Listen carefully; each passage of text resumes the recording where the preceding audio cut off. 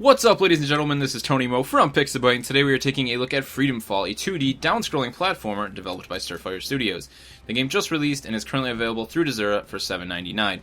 So, I mean, is this just another 2D platformer, or is Freedom Fall something more? And I'm really happy I can say it is, in fact, quite a bit something more, if that really even makes sense. But it's a lot more than just a normal 2D platformer, and that lends itself entirely to the story, in my opinion. Now, it does have some really cool mechanics. For example, right here, we just kind of ran into this workbench. This is actually basically the crafting section in the game. So it's a 2D platformer with a little bit of crafting. There's only 3 pieces that I've ran into so far, about 7 or 8 levels in. We basically collect all these nuts and bolts and gears you see in the level. There's one down there, actually. And those get scored up in our top left corner there. We can then use these to craft different items. I'll show you guys one right now. This is kind of the Leonardo da Vinci wingsuit here. Basically allows us to do a double jump. That's something you'll really use a little bit later on. The main one, though, is this kind of glider that we've crafted.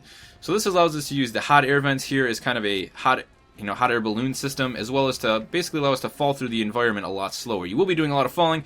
It is, in fact, a down scroller, as I said. So using this glider makes things much easier, a lot less guessing whether or not there's a spike down there to kill you, and more of seeing it in advance. Let's grab that up. There's also fire-breathing dragons everywhere trying to kill you. The princess who runs this castle likes dragons quite a bit. You'll see that from the story bits that are actually revealed very cleverly through the back walls of the castle. Now, the princess doesn't talk, she just...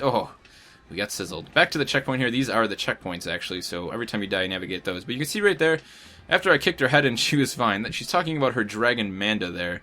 She's quite a dragon lover, the princess, and the whole entire story for the game is told through her handwriting on the back wall, which I like that quite a bit. It's a rather unique way of telling a story, and surprisingly, you really get a good sense of what kind of person the princess is, her personality and her characteristics, simply through her writing on the back wall, and the fact that she will play jokes on you. You saw me there as I fell through the level. Oh, you'll see it again. Her kind of telling us which way is hard and easy. Now, I've actually had her lie to me. At one point, it said this way was easy, and I was like, alright. Initially, it looked like it would be easy, and I was like, okay, well, we'll go through there, I'll drop through there. There's a bunch of coins down there. And I went through there, and it was actually much, much harder. She also lied to me one time, and it caused me to drown. So the princess is quite a character. You gotta watch out for that, but it adds a nice little element to the game. And as I said, the story being revealed through that text in the background, it's a really unique way of telling the story. And whether or not you think that you'll actually end up reading it, you might be saying to yourself right now, I'll never read that. I guarantee you find yourself intrigued and you will read it and continue to find out more about the story. Now, whoa, let's navigate through here. But let's get into kind of the standard mechanics. I mean, it is a 2D platformer, so what are you going to be doing a lot of? Platforming, of course. Oh, as we got sizzled there. The controls in this game are extremely tight. They work very well. I am playing with an Xbox 360 controller. I can just plug it in, good to go.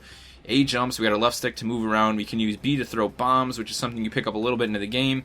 As you can see right there, and then our bumper will toggle through our different pieces of equipment. We only have the 2 right now. Let's make it through this little death trap zone.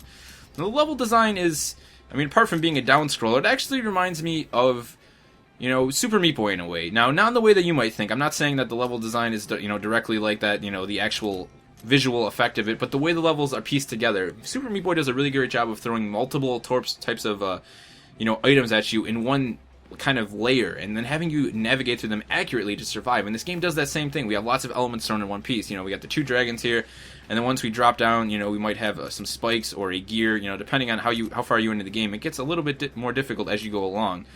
Oh, as we get sizzled there again.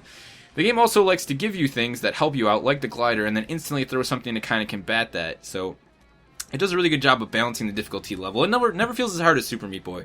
So don't be afraid of this game if you're thinking to yourself, oh, I can't play Super Meat Boy, it's never been my thing. I promise you this game is not that difficult. Here's the scoring system. At the end of each level, you're given an overall time, which if you get a good enough time, you can actually get a cog that symbolizes, okay, I got a good time. The amount of cogs you collect, you can also get a cog for that. We actually died quite a bit, so we got a bad cog for that one. Let's move down into level 5.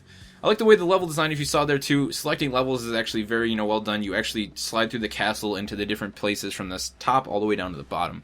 So here, you can see water. We're actually in the castle's waterway system. So the game changes up about halfway through. I've already been playing, for quite some time, and at first I was like, okay, a lot of the castle going on here, and then right away the game's like, oh, well now you're in the waterworks system. You got a whole nother element to deal with. Now you got to worry about drowning. So the game has done, it's an exceptionally well put together 2D platformer. There's lots of elements in it that are put together very well to make a really, really great experience, in my opinion. Oh man, let's drop down there. Quickly grab this ledge. As I said, it's not super difficult, and the controls are very well put together. I know it may not look like that right now, as I forget completely how to wall jump. There we go. Jump over these. The princess has an strange obsession with gold, too, so almost all of the death trap machines, like the spinning wheel of death here, are crafted out of gold, so she's a weird person, the princess. There's the breathing mechanic, as I said, though. Look on the left side of the screen there. You'll see the meter. Once that gets into the red, we will eventually drown, so we don't want that to happen. Let's get over here. Now, the reason the princess writes on the wall, actually, you may have saw there, she actually told you, is because she's mute, and she stopped talking when her real mother died, so it's a bit of the story there. You do find out more about that in the game later on. I'm not going to spoil that for you, though. If you played this game, the story is actually very interesting, as I said, and definitely worth, checking out just for the story. Let's navigate through here, though. Oh, grab the ledge. Now, another thing you'll notice when playing this game is there's a lot of detail put into the artwork. It's simple but detailed. A lot of the castle, to me, reminds me of some really nice watercolor paintings. We got the background with the clouds to always kind of, let us know, okay, you're still in the sky, you're way high up. And the weather is always going differently as you're in different levels. You can see there's kind of a storm brewing in the background. It fits very well with the water and like the whole underwater design element of this part of the game. And they just do a lot of little things like that to blend together to make the environments really enjoyable places to be in. Not to mention, I want to point out the character here. They've done a lot of detail on the character. As you can see, he's standing here. He's not static, He's breathing. You can see his body moving, his hair, his scarf. And as we fall through the air, everything is affected, including the flaps on his clothing. Even when we go through the water, his scarf, everything's affected by the wind and the water. And I think that's a really small, unique detail that the developers didn't have to put in, but they did. And it adds a lot to the game. And it really shows, the kind of passion they have for this game. I really appreciate little things like in that game. As you can see there, though, we picked up a medal finally for our time. It wasn't that bad. We didn't die either. And we did, in fact, get some cogs, but nowhere near as many as we needed. Let's hop down through here. Like I said, this is another look at the menu system. It's a very nice way of having you select levels to signify, okay, we're moving down through the different cloud layers, through the different levels. But this is a really strong 2D platformer, and if you guys are fans of 2D platformers, you really should go check out Freedom Fall. We will definitely have a link in the description below if you have any interest in this game. Please, I advise you, give it a try. If you like games like Metroid, Super Meat Boy, I promise this game will find a place in your heart, especially the story. It's worth it just for the story alone. But as always, for more indie game coverage, be sure to subscribe to us here on Pixabyte. Until next time, it's been Tony Mo, and I'll see you guys later.